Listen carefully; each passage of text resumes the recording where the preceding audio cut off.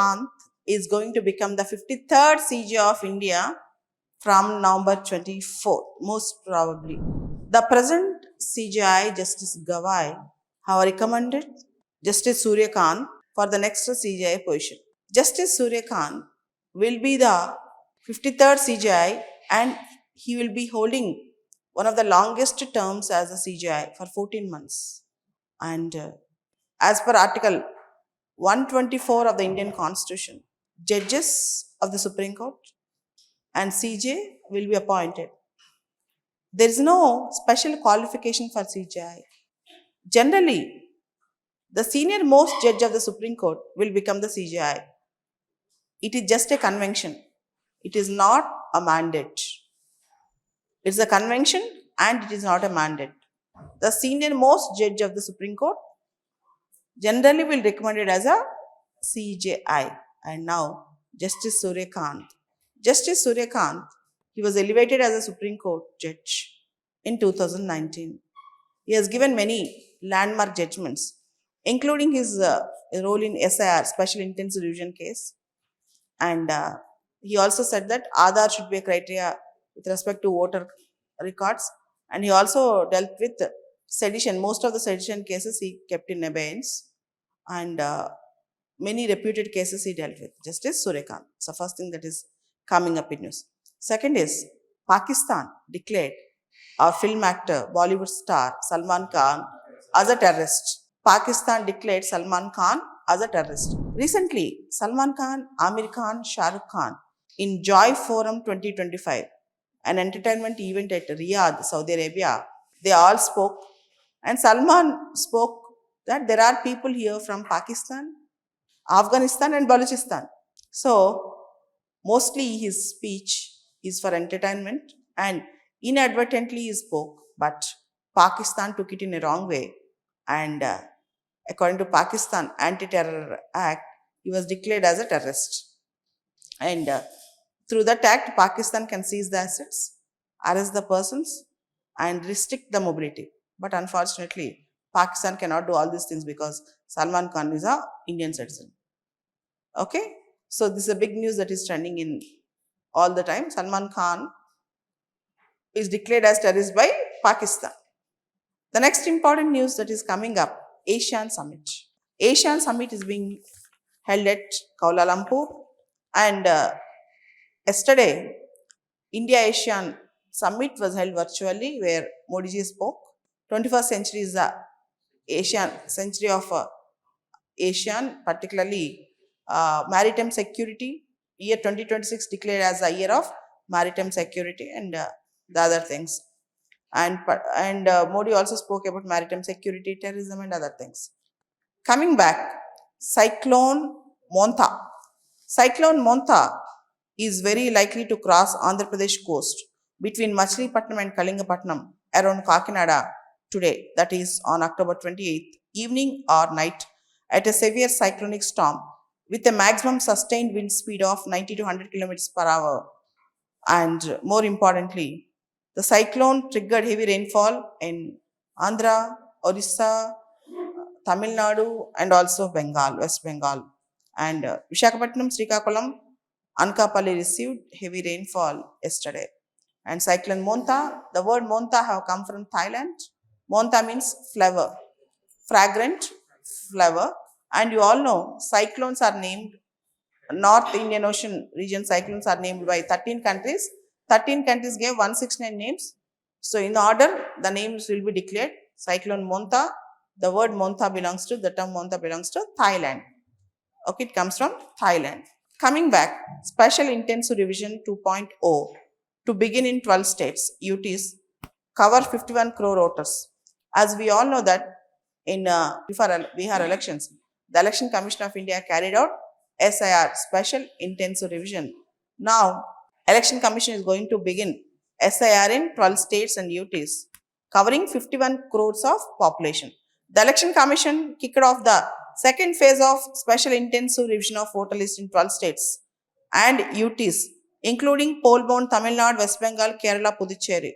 The revision will cover 51 crore voters, and this is very important. Phase 2 of Special Intensive Revision of electoral rolls will be held between November 2025 and February 2026. Enumeration will start from November 4th. Enumeration will end on December 4th. And draft electoral rolls will be released on December 7th. Final electoral roll publication is on February 7th. And this is a big thing. SIR, Special Intensive Revision, in a big way, they are going to conduct. SIR in a very big way. Donald Trump, for the first time in the recent past, is visiting Japan. American president is going to Japan and he's going to meet Japanese Prime Minister, the new female Prime Minister of Japan, and the first female Prime Minister of Japan, Sani Takaichi. And already there's a trade deal that has finalized between Japan and America. Japan agreed to pay and to invest many investments in America, and now Japan might agree to purchase soybean also from America, and because Donald Trump's soybean is not being purchased by China and other countries. So this is the issue that is coming up. Donald Trump is going to Japan. PM Modi declares 2026 as ASEAN-India Year of Maritime Cooperation.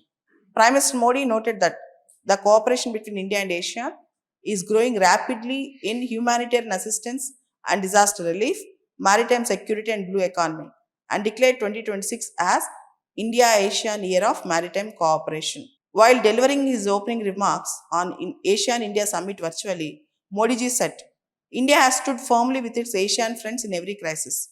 Our cooperation, humanitarian assistance and disaster relief, maritime security and blue economy is growing rapidly.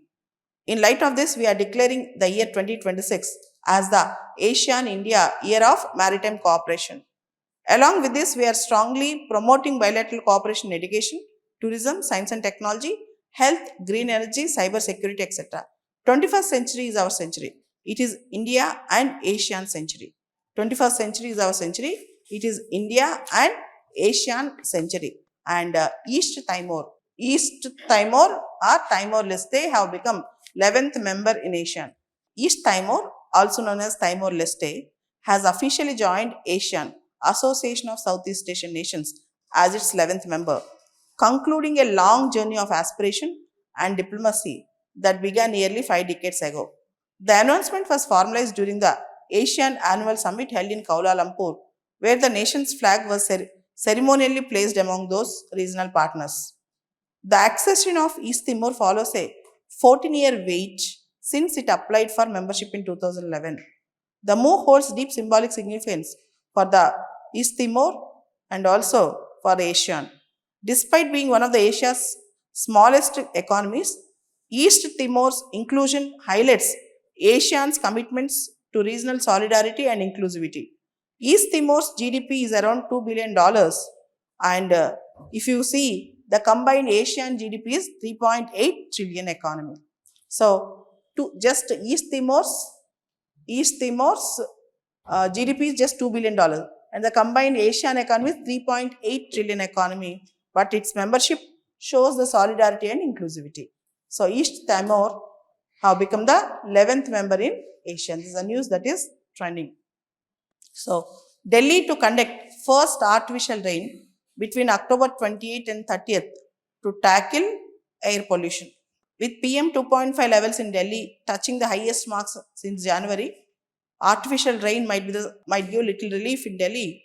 Delhi's government's ambitious plan to induce artificial rain through cloud seeding, an attempt to tackle air pollution via weather modification. So, cloud seeding is a weather modification technique aimed at enhancing precipitation. Through cloud seeding, rains will be, there will be little precipitation so that Delhi will become cool. It involves dispersing certain substances, most commonly silver iodide. Most commonly, silver iodide or salt particles into clouds. These particles act as nuclei around which water vapor condenses and eventually falls into rain. So, they are planning to have cloud seeding today and tomorrow in Delhi. So, to make that weather cool and also to mitigate the levels of pollution, they are trying to do that. So, let's hope Delhi will have some relief.